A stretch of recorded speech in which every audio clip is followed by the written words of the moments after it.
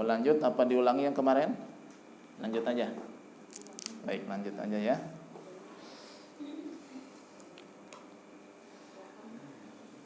Masalah apa sekarang? Istikhlaf udah ya kemarin. Sekarang apa nih?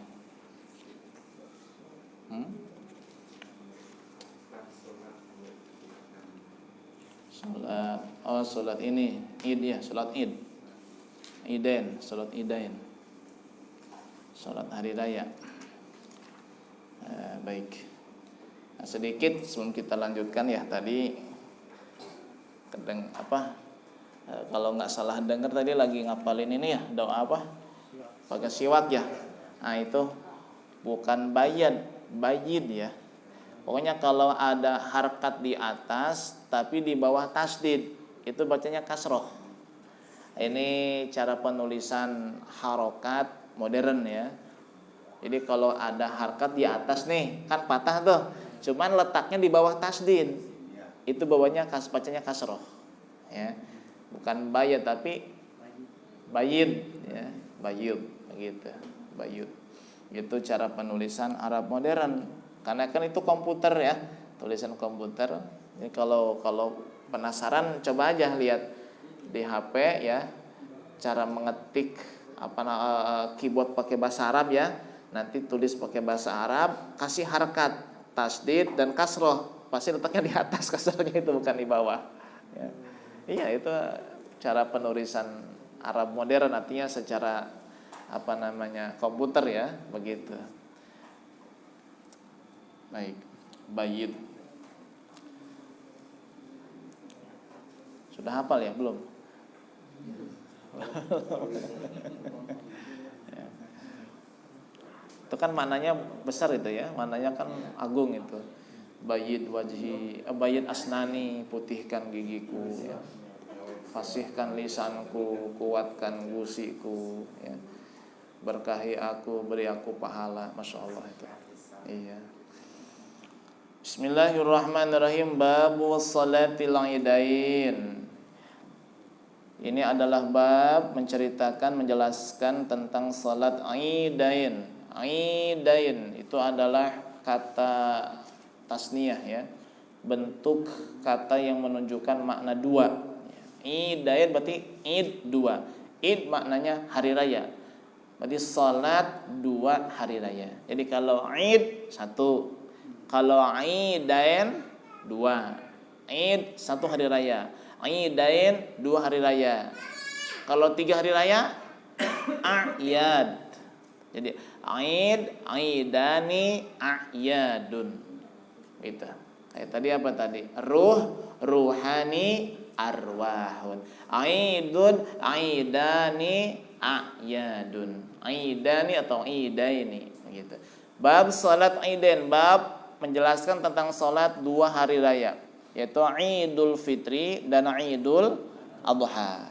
Idul Fitri dan Idul Adha. Di antara salat Idul Adha dan salat Idul Fitri yang paling afdol adalah salat Idul Adha. Kenapa? Karena perintahnya ada dalam Quran. Surah Al-Kautsar ayat kedua, fasholli li rabbika wanhar. Salatlah kamu wahai Muhammad karena Tuhanmu, untuk Tuhanmu, demi Tuhanmu Allah Subhanahu wa taala. Nah, perintah salat dalam ayat ini sebagian ulama tafsir mengatakan adalah salat Idul Adha. Salat Idul Adha. Hukum daripada pelaksanaan salat Id adalah sunnah. Apa itu sunnah? Jika dikerjakan berpotensi mendapat pahala, jika ditinggalkan tidak berdosa. Itu sunnah. Bal hiya afdalun nawafili, bahkan salat Id adalah salat sunnah paling afdal. Makna afdal paling utama. Makna paling utama apa? Ada ingat? Spesial. Iya, spesial, utama itu aja juga. Apa makna paling utama? Paling gede pahalanya, paling besar itu ingat itu. Pokoknya kalau ada istilah afdal atau paling utama dalam bahasan fikih ya, itu maknanya paling besar pahalanya, begitu. Kita sholat ya, sholat nih nggak pakai peci dengan pakai peci, afdol mana? Apa mana afdol? Lebih besar pahala sholat pakai peci ketimbang tidak pakai peci. Sholat pakai sorban dengan tanpa pakai sorban, afdol mana? Pakai sorban, berarti lebih besar pahala sholat pakai sorban ketimbang nggak pakai sorban. Bahkan sholat pakai cincin lebih afdol daripada sholat nggak pakai cincin. Mananya apa? Sholat kita pakai cincin nih lebih gede pahalanya ketimbang sholat nggak pakai cincin. Bahkan dalam beberapa riwayat bandingannya 70-70. Sholat nggak pakai sorban dengan pakai sorban bandingannya 70 kali lipat. Sholat pakai siwak dengan nggak pakai siwak bandingannya 70 kali lipat. Sholat pakai cincin dan nggak pakai cincin bandingannya 70 kali lipat. Rugi tuh.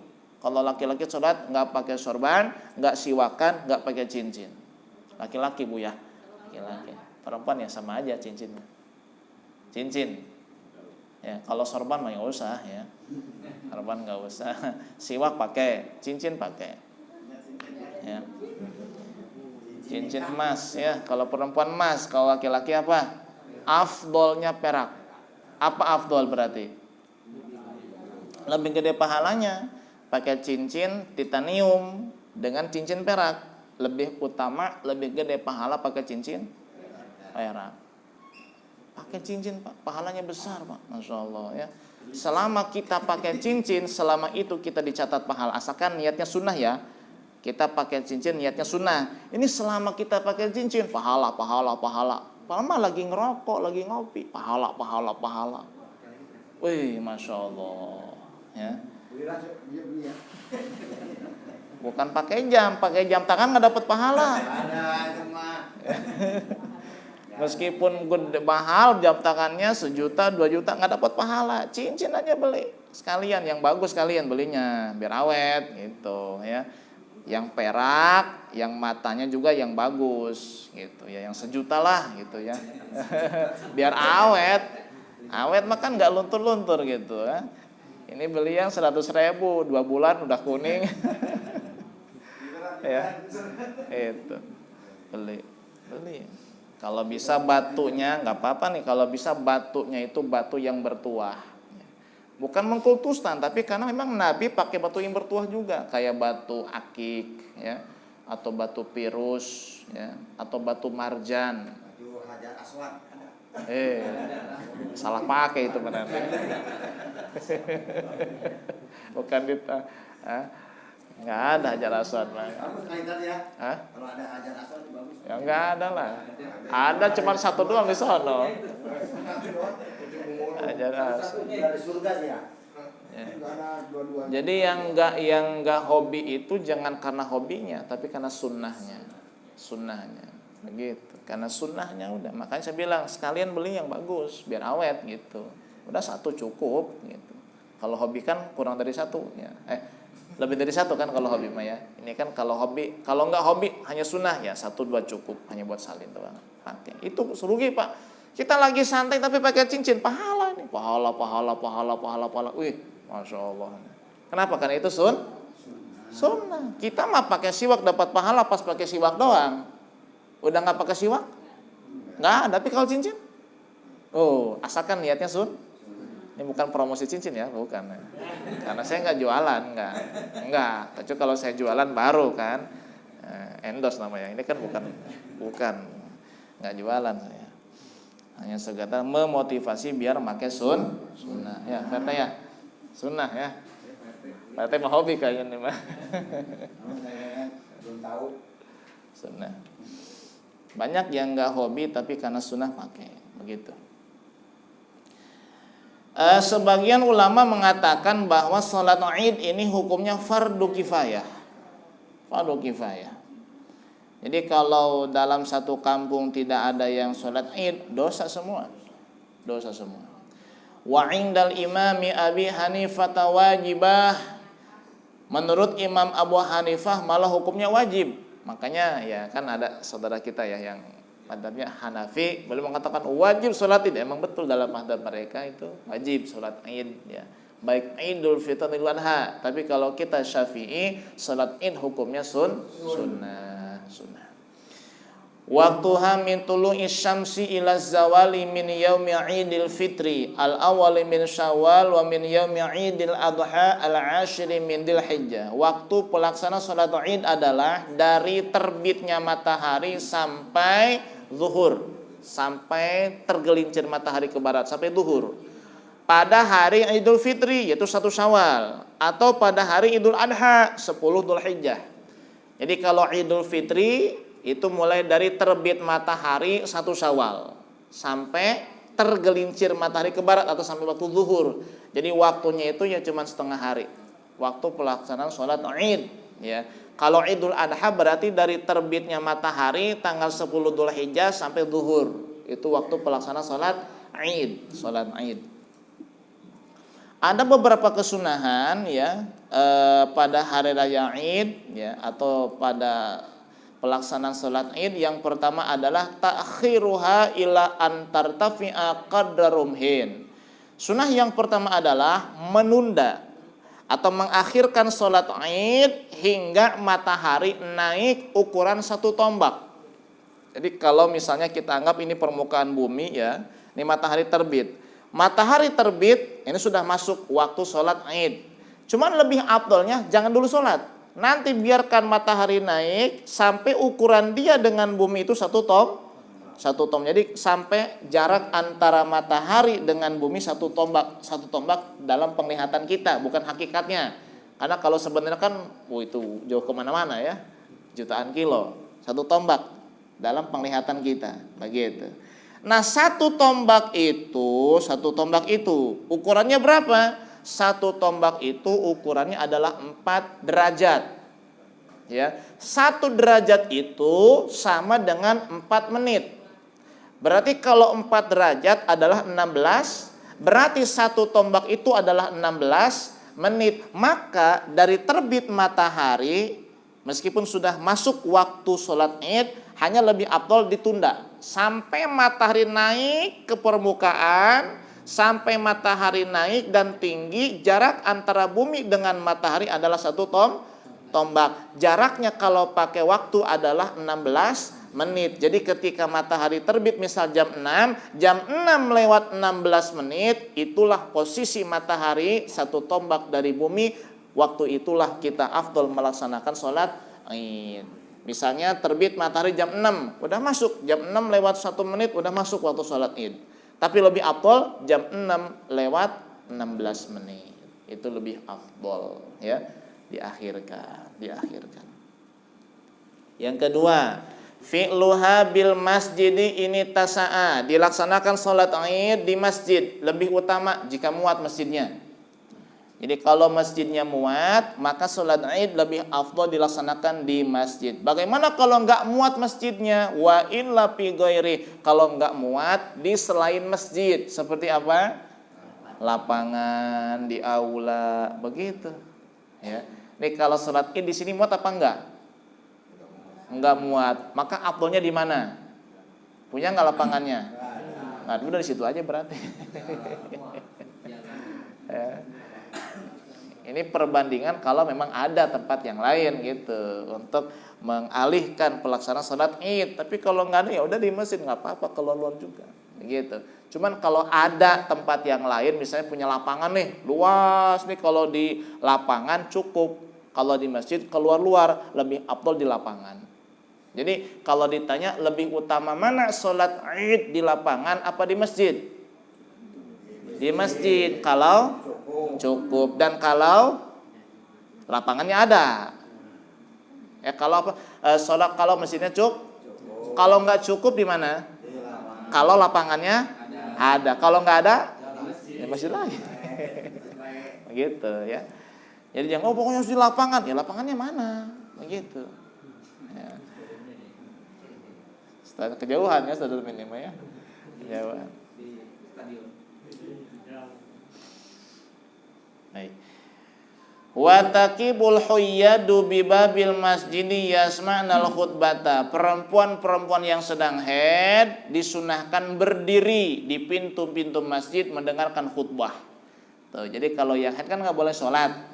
Udah datang aja, tapi jangan masuk di luar dengerin khutbah, begitu. Hah? Apa?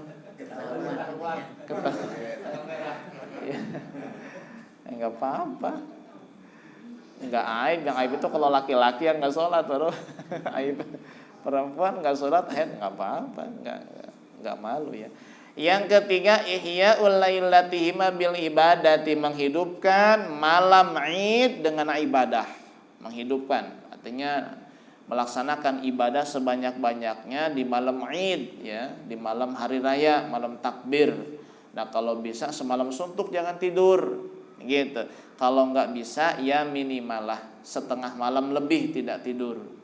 Tidak tidur, ibadah terus, takbiran, baca Quran, sholawatan, takbiran terus ibadah. Kalau nggak bisa semalam suntuk ya minimal setengah malam lebih ya, jam 1 lah baru tidur misalnya. Atau nggak bisa juga ya paling minimal tahajud lah. Nggak bisa juga minimal sholat isya jamaah dan azan subuh berjamaah. Nggak bisa juga, ya, nggak ada niat emang orang ini ya. Minimal menghidupkan dengan ibadah, bukan dengan kipas-kipas. Tapi itu pun kalau niat ibadah ya nggak apa-apa. Emang bisa ya kan buat senang orang ibadah. Kita nih masak nih ngeliwat segala macam apa ya, ini kan buat senang orang nih. Buat senang orang ibadah enggak? Ibadah. Buat senang orang itu namanya idkhalus surur. Menyenangkan orang itu ibadah. Tapi yang nunggu liwatnya ibadah enggak? Yang nunggu nasi matangnya ibadah enggak? Ibadah enggak? Ini kalau yang masaknya ibadah nih, niatnya ibadah nih, biar senang orang, buat senang orang ibadah kan? Ini yang nggak ikut masak nih, yang nunggu nih, ibadah nggak tuh?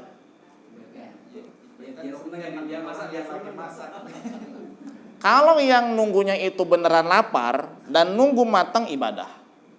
Lah masa iya nunggu matang ibadah kalau dia lapar? Ya, ada hadis mengatakan afdhalul ibadati intizarul faraji.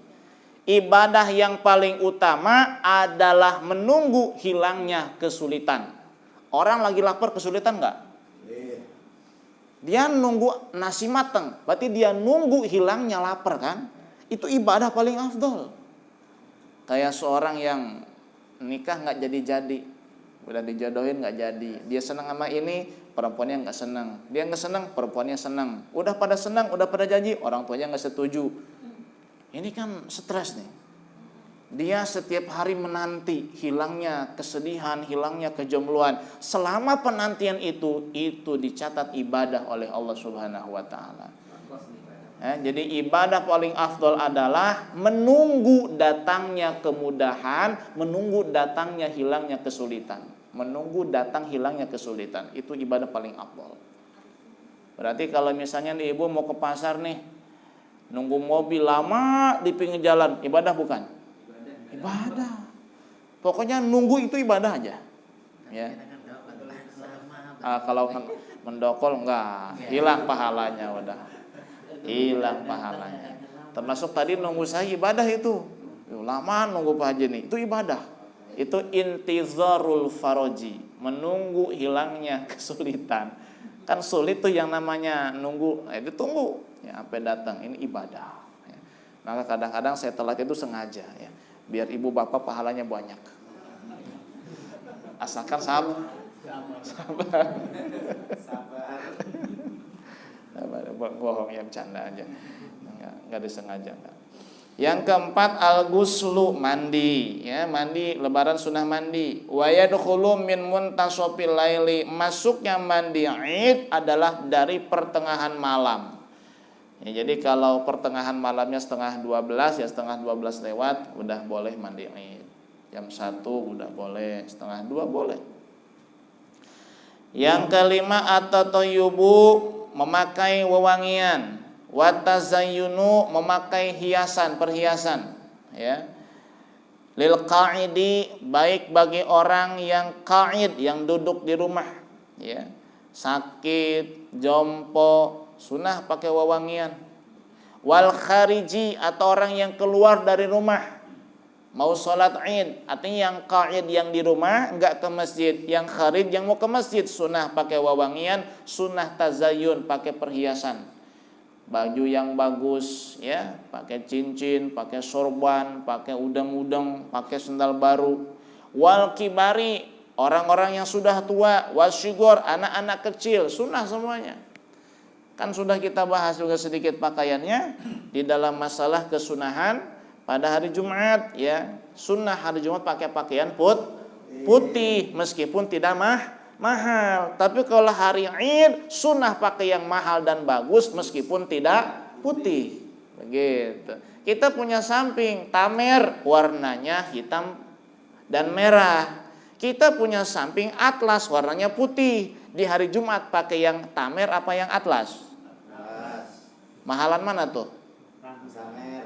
Tamer lah. Tamer berapa harganya? Di atas 1 juta. Ya, samping tamer di atas 1 juta. Yang 10 juta juga ada. Ya. Ya, begitu. Tapi kalau lebaran kita punya atlas warnanya hitam, tamer warnanya putih. Pakai yang mana? Tamer. Kenapa tamer? Paling mahal. Udah mahal putih lagi ya. Kita punya tamer putih, atlas warna hitam. Hari Jumat pakai yang mana? Tamer. Kenapa? Putih. Ya putih mahal lagi kan. Gitu. Putih mahal lagi. Itu sampingnya para kiai itu mah ya, tamer, BHS ya. BHS ya. Tapi yang nomor 1. Ya.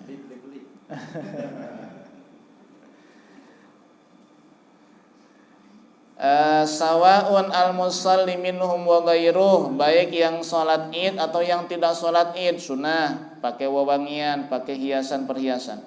Wa yusannu khurujul ajuzi, disunahkan perempuan-perempuan tua keluar menuju masjid ikut jamaah. Wa ghairi zawatil hayati minan nisa, dan perempuan-perempuan yang tidak tua dan tidak cantik, tidak apa namanya ya, bahenol, apa bahenol bahasanya?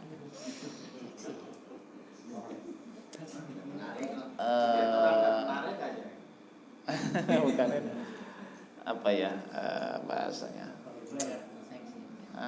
Semok gitu. Ya. Pokoknya perempuan yang udah tua, yang nggak cantik, yang tua ya ikut ke masjid jamaah. Tapi dengan bisiyabin badilah, dengan pakaian yang biasa yang di rumah dipakai ya, pakai daster, pakai apa gitu. Jangan pakai yang bagus, jangan pakai yang mahal. Pakai badilah, pakaian yang biasalah, yang sehari-hari di rumah itu. Pakai mukena langsung bisa dari rumah. Boleh. Dan muka pun jangan mukena yang mahal, yang bagus, yang biasa aja, sedang lah. Kemudian perempuan yang tidak tua boleh enggak ke masjid sunnah? Sunnah asalkan tidak cantik dan tidak bahenol tadi itu. Entah di situ bahasanya apa, di situ bahasanya apa? Ini kan enggak kelihatan cantik dan enggak. Kan sekarang pakai masker, kan enggak kelihatan. Ya kalau baju apa kayak cadar ya misalnya, pakai cadar. Terus bajunya kan gede. Nah itu nggak kelihatan nggak apa-apa. Gitu ya, tapi kan jarang, paling 1001 itu ya. Jadi kalau yang pakai cadar nanti sholatnya itu baru dibuka ya kali ya. Kalau sholat makruh jangan tertutup ini, yang namanya mulut ini wajib terbuka, apa sunnah terbuka nih mulut. Kalau jidat wajib terbuka jidat, tapi kalau mulut ini sunnah terbuka. Makanya kan kemarin pas corona itu kan sholat pakai masker makruh ini, termasuk pakai cadar makruh. Kalau hanya nutupnya bibir dan hidung, tapi kalau nutup jidat nggak boleh, karena jidat harus nempel di tempat sujud. Ya begitu. Jadi bagi perempuan yang sudah tua atau perempuan yang tidak tua tapi tidak cantik dan tidak menarik ngebahenol, ini sunnah ikut sholat id ke masjid pakai pakaian biasa. Bagaimana perempuan yang masih muda, sabah, atau sudah tidak muda tapi semok? ya. Apa semoksi? Itu pokoknya bahenol. Fayukrahu lahunna hudurul idain, makruh, bukan sunnah, makruh sholat id jamaah di masjid. Makruh, dah di rumah aja. Makruh. Ngapain ke masjid makruh? Ayo, yang cantik, yang muda, atau yang sudah tidak muda tapi menarik lah. Temannya kan bahenol kan gitu. Atau udah tua tapi cantik. Kan ada tuh. Wih, sekal. Emang ada buah sekal. Ini makruh ya, makruh. Terus di mana salatnya? Wa sholatuhunna fi buyutina afdalu, lebih utama salat di rumah. Udah di rumah aja. Siapin masakan, makanan enak buat suami. Suami datang ke rumah udah siap semuanya enak, ya. Tinggal nyuapin doang. Gitu. Ini berarti ya suaminya yang ini ya, udah kamu di rumah aja lah, kenapa kamu nih semok. Udah di rumah aja, jangan ikut sholat id, makruh ya, makruh. Kamu masih muda sih tapi nggak menarik ya. Kamu nih malah ngambek nanti di mana. Terlalu jujur ya.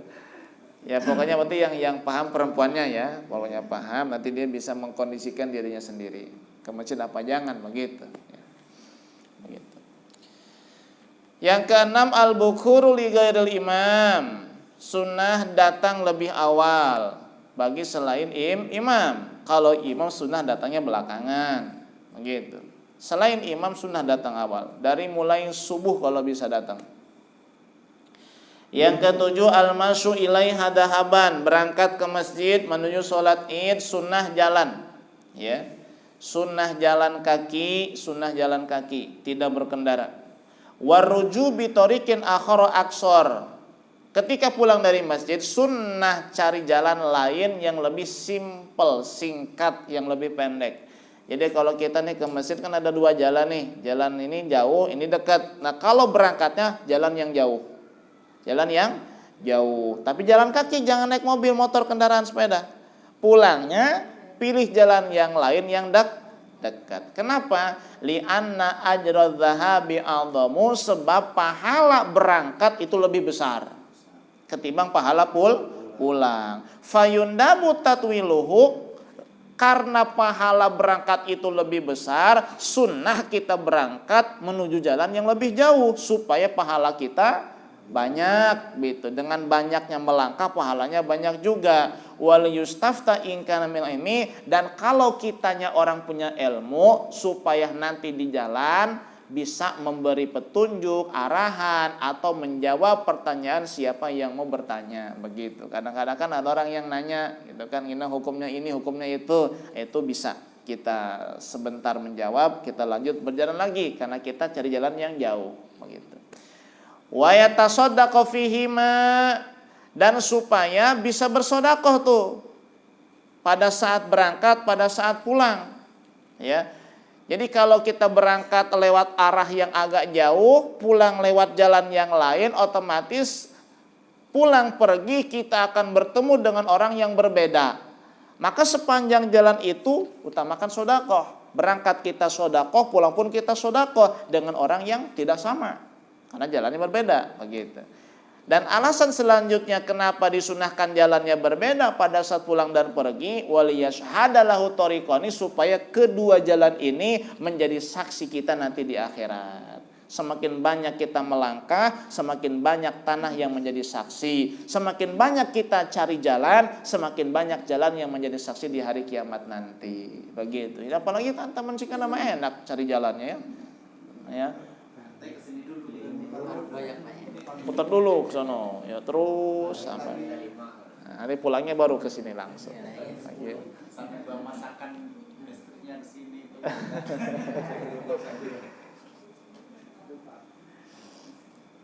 Yang ke-8 kita ambil sampai 10 aja ya. Sebenarnya ada berapa nih? Semuanya ada 11 ya. Kita selesaikan saja, tanggung ya. Yang ke-8, ta'jilu sholati idin nahri fi awali waktiha. menyegerakan sholat Idul Adha di awal waktu. Tuh, jadi kalau sholat Idul Adha mah sunnah di awal waktu. Kapan waktunya tadi? Terbit matahari. Jadi yang disunahkan diakhirkan sampai matahari naik 1 tombak adalah sholat Idul Fitri. Kalau Idul Adha sunnah di awal waktu. Kenapa? Likayyat tasyi'a waktul udhiyati ba'da sholati, supaya waktu penyembelihan kurban lebih luas, langsung setelah sholat Id, begitu. Apalagi kalau kan Jumat kan ribet ya, udah lebih awal sholat Idul Adhanya biar waktu penyembelihannya lebih luas. Yang ke-10, al-fitru qabla sholati Idul Fitri, disunahkan memakan sesuatu atau meminum sesuatu sebelum sholat Idul Fitri. Wal afdalu ayyakuna bitamrin witran, dan lebih utama yang dimakan itu adalah kurma dengan bilangan ganjil 1, 3, 5, 7, 9 dan seterusnya. Likay yamtaza yaumul idi amma qablahu bil mubadarati bil akli. Kenapa disunahkan makan atau minum terlebih dahulu sebelum sholat Id? Biar beda dengan hari yang kemarin. Kemarin hari apa? Ramadan. Tuh biar beda antara hari lebaran dengan Ramadan yang kemarin, maka sunnah di hari lebaran Idul Fitri itu kita makan dulu atau minum dulu sebelum sholat Id, biar beda gitu, biar beda. Yang ke-11, al-imsaku min tulu'il fajri fi Idul Adha hatta yafrugha min sholatil Idi wa yanhara wa yakula min udhiyati. Disunahkan menahan dari makan dan minum pada hari raya Idul Adha, dari mulai terbitnya fajar sampai selesai sholat, sampai selesai kurban disembelih, dan lalu ia makan dari hewan kurbannya. Tuh, jadi sholat Idul Adha, ya, sebelum kita sholat Idul Adha, sunnah kita nggak makan, nggak minum. Dan waktunya dari mulai terbit fajar, dari mulai subuh. Subuh jam berapa? Misalnya 4:30 ya. Dari 4:30 udah, jangan makan, jangan minum. Bukan puasa, tapi imsak, nahan dari makan dan minum. Sampai kapan? Sampai selesai sholat Id, sampai kurban disembelih. Kemudian baru kita makan dari kurbannya kita. Itu lebih afdol. Ya mungkin yang ketiga ini sulit ya. Ya minimal sampai selesai nyembelih adalah berat juga. Sampai selesai sholat lah udah. Karena kalau sampai selesai nyembelih, waduh, repot. Tadi kan begini Tan, setelah disembelih kurban itu kan langsung diambil ya. Jadi langsung bagiin yang kurban itu. Kalau kita nyasanya mah sampai sore kan. Iya. Jam 11 saja baru kita bagi. Ya kalau mau ngikutin sunnah kan gini, habis sholat nyembelih, tuh, nanti kurbannya masing-masing dibagi. Tuh, nanti dia bawa pulang, ya masaklah dikit mah itu, baru dia makan dari itu. Itu kalau mau ikut sunnah, tapi kan lama ya. Lama sekali. Oleh yang berkurban secepat itu. Iya. Ya. Potong sendiri. Langsung kasih itu. Gitu ya, minimal setelah sholat Id lah gitu, atau setelah korbannya disembelih. Kalau memang cuma buat sendiri satu ya, satu. Tapi kalau korban banyak di sini repot ya.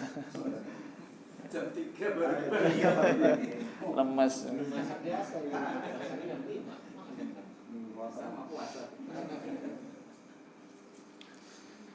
Baik, itulah 11 sunnah pada hari raya Idul Fitri dan Idul Adha. Nanti kita lanjut bagaimana cara pelaksanaan sholatnya. Ya, mungkin sudah pada paham, ya nggak apa-apa secara ilmiah kita kaji ya, biar kita tahu secara detailnya bagaimana. Insya Allah nanti kita lanjut di kajian berikutnya. Sebelum saya tutup, mungkin ada yang mau ditanyakan dulu, silakan.